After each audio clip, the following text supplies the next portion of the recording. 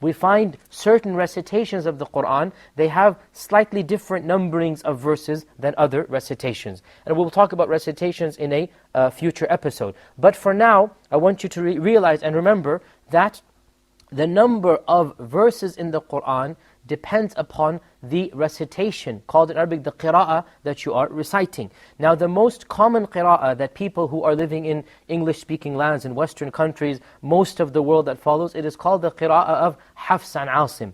And this qira'ah of Hafs and Asim, it has 6,236 verses in the Qur'an.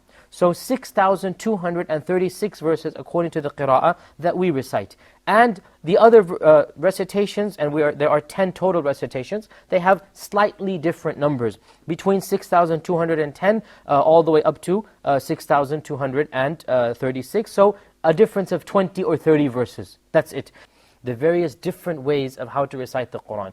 And when we say the various different ways to recite the Qur'an, we are not talking about different voices or different styles. We're talking about slight differences in pronunciations, slight differences in letters, slight differences in harakat. In other words, if you were to compare two printed Qur'ans, you're going to see differences between them.